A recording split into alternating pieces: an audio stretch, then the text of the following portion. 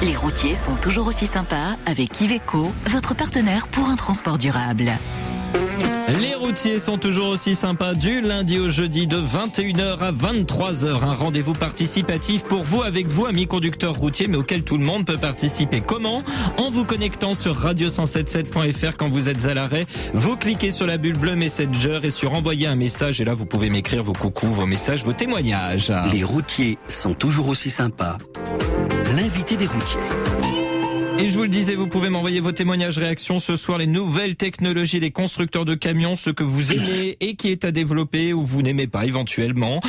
Donnez des idées, vos arguments constructifs sur ce que vous entendrez. Mais avant, une belle histoire en lien avec les nouvelles technologies. Bonsoir Jean-Guy.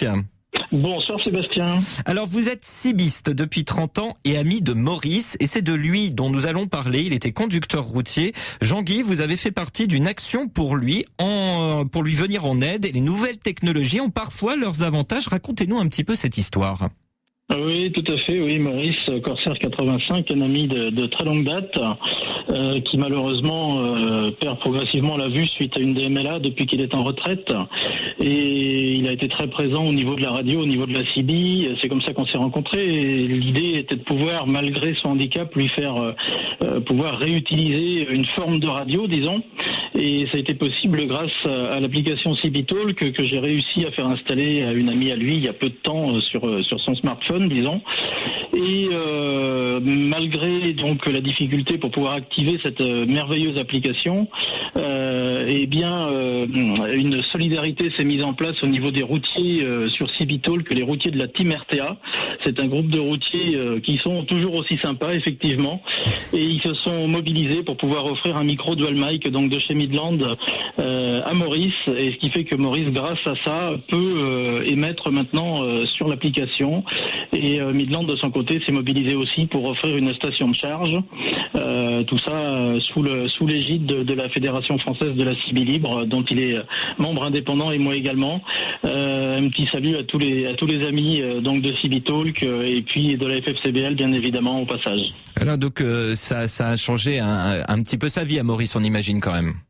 Ça a complètement changé sa vie parce que le handicap, le fait de ne plus voir, évidemment, l'empêche de conduire. Imaginez un routier qui ne peut plus conduire, c'est juste impossible, impensable.